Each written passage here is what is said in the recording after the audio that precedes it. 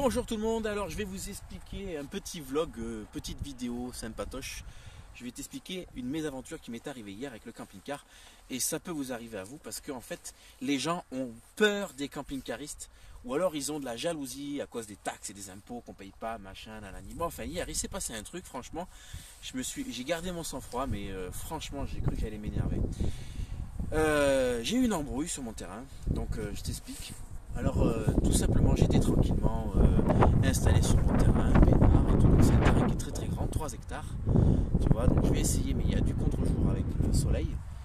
Mais il est très très grand, voilà, c'est très grand.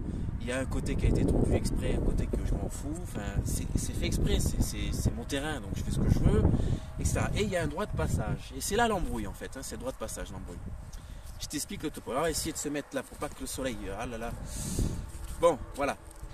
Donc tu vois ici, par exemple, tu vois, j'ai un tas de sable exprès pour me désembourber.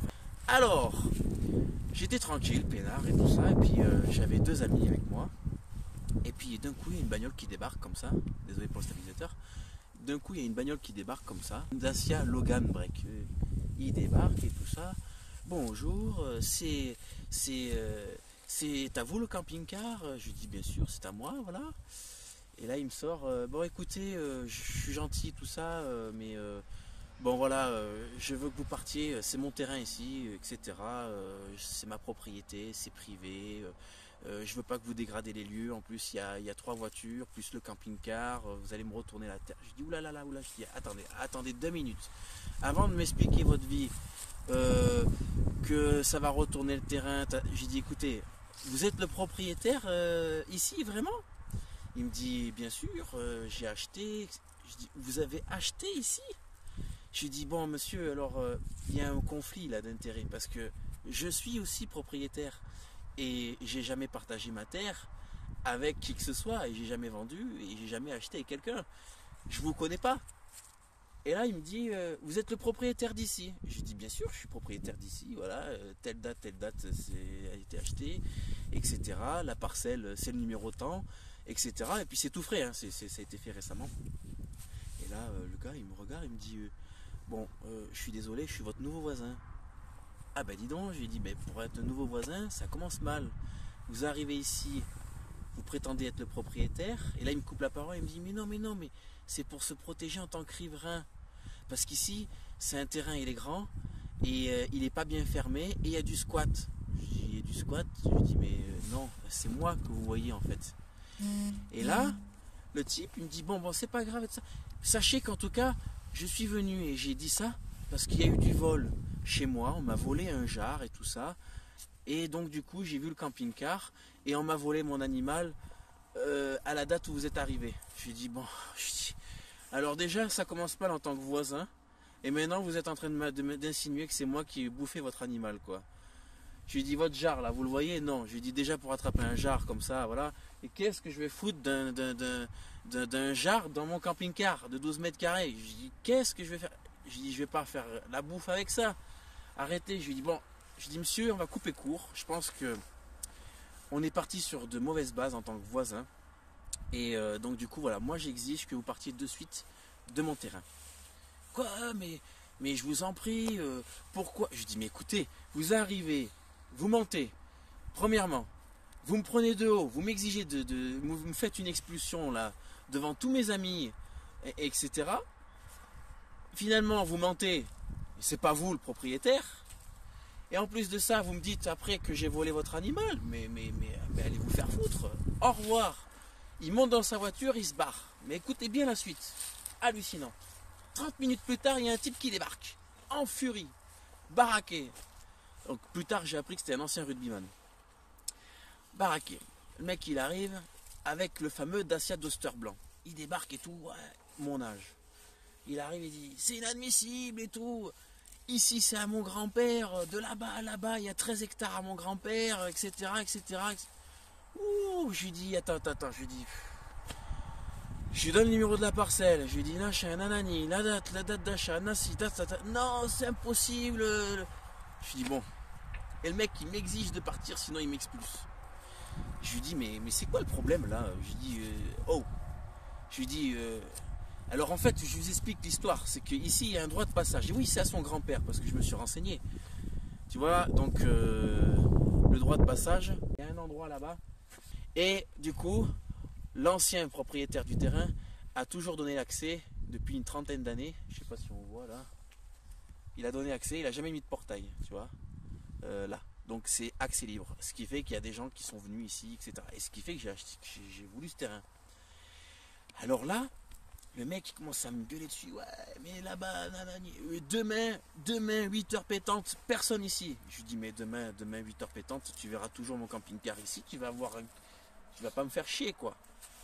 Je lui dis, écoute, calme-toi, parce que déjà, niveau cadastre, ce que tu racontes, c'est faux. Moi, je peux te le dire niveau cadastre, parce que je l'ai vu il y a moins d'une semaine, le cadastre. Je l'ai vu il y a moins d'une semaine, tu comprends? Alors, me dis pas que ton grand-père, il a si. Je lui dis, cette parcelle-là, c'est tel numéro. La parcelle de ton grand-père, c'est tel numéro. La parcelle voisine, c'est tel numéro. Et la parcelle qui est en face, c'est tel numéro. Et moi, j'ai celle du milieu. M'emmerde pas. Et là, il commence à me... Ouais. Je lui dis, écoute, tu sais quoi? Ça va être vite fait. Hein? Tu veux un droit de passage? Il n'y a pas de problème. On va installer un portail avec un code qui va coûter 5-6 000 balles et on va le partager. Et si tu veux pas, eh bien, je vais y mettre une chaîne et avec propriété privée. Et puis le droit de passage, il va falloir te le mettre dans les fesses. Et le mec, il me dit, mais je sais que c'est pas à vous, au revoir. Et il est parti. Et en partant, il sort de sa tête de la fenêtre, il me dit, surtout, ne me ruinez pas le terrain et mettez pas des papiers. Et il sort de sa voiture et il me prend la plaque d'immatriculation. Je lui dis, vas-y, elle est sur YouTube, ma plaque, j'en ai rien à foutre de toute façon. J'ai les cheveux longs, alors du coup, voilà. Il sort dehors comme ça et puis il me fait comme ça, il prend la plaque. Bon, tant pis pour les cheveux. Il prend ma plaque comme ça, il me dit, et s'il y a des papiers par terre et tout ça, si c'est insalubre et tout, ou si le terrain il est retourné, je porte plainte. Mais je lui dis, mais waouh. Alors je vous explique en fait ce qui s'est passé, c'est que le mec avec la Dacia, la première voiture qui est venue me dire que j'avais volé son animal, tout simplement c'est un riverain. Et c'est le fameux voisin qui est là-bas, tu vois. Et il a appelé ce type-là. Et ce type-là, effectivement, il est propriétaire de la parcelle qu'on voit là et la parcelle là-bas. C'est vrai. Et le petit bout au milieu, c'est notre parcelle. Et en fait, son grand-père avait acheté un lot de terrain et il avait avec deux personnes. Et il y avait ce petit bout-là qui, tout simplement, appartenait à la personne à qui j'ai pris le relais. Tu comprends ce que je veux dire? Donc le petit-fils, il est au courant de rien de tout ça. Lui, il s'est dit depuis tout petit, moi, mon grand-père, il passe sur le terrain, on a chassé ici, on a fait ci, on a fait ça, etc. Mais en fait, voilà, les temps changent. Les arrangements des années 70 ne sont plus les arrangements des années 2020, tu vois ce que je veux dire? Et donc du coup, il y avait cette autorisation de fameux droit de passage. Et le mec, il croyait tout simplement que, voilà, donc il n'était pas au courant. Donc le souci, c'est qu'il est venu en m'agressant. Il m'a pris pour un gros gitan, il m'a limite, voilà, un truc de fou. Et il est reparti, croyant vraiment que c'est chez lui. Alors, j'attends qu'il revienne. Et là, je lui sors toute la paperasse parce que j'ai été chercher les papiers. Je vais lui sortir tout devant le nez. Et je vais lui dire maintenant, voilà, tu vois, tu m'as cassé les couilles, tu m'as fait ça, tu m'as fait honte devant mes amis, machin et tout. Il n'y a pas de souci. Et bien, je vais... Tu vois, c'est un droit de passage sur, comment dire, c'est une entente qu'il y avait entre l'ancien propriétaire, enfin entre le propriétaire 1 et le propriétaire 2, étant donné que dans les années 70, ils ont acheté cette parcelle ensemble, donc ils s'étaient mis d'accord, comme des potes, tu vois. Je lui ai dit, ben maintenant, qu'est-ce qu'on fait? T'es venu là, voilà, j'ai dit, tu veux faire quoi? Tu veux que je te mette un portail? Tu veux que je te mette, tu veux que je clôture tout? Tu veux que, tu vois? Parce que c'est pareil, là, avec ton trou du cul de voisin, là, hein, qui a fait le collabo là, qui t'a appelé là, et que tu es venu une demi-heure après en furie là, et que tu voulais me péter la gueule, je dis mais là maintenant, comment on va s'entendre, tu vois, comment on va s'entendre maintenant? T'es arrivé avec un mauvais préjugé, et maintenant comment on va faire, tu vois? Eh oui. Donc ça c'est un vrai problème. Et franchement c'est un truc de ouf. Je comprends pas, tu vois, je sais pas. C'est le petit-fils, il est au courant de rien. Donc quand je dis c'est le grand-père, le père et le fils, tu vois, le petit-fils. Donc le type, il est au courant de rien. Il est arrivé hier en furie. Mais je lui dis, mais ouah, le mec il débarque comme ça, qu'est-ce que tu veux? Tu te trompes mon pauvre. Non, je me trompe pas, c'est chez moi.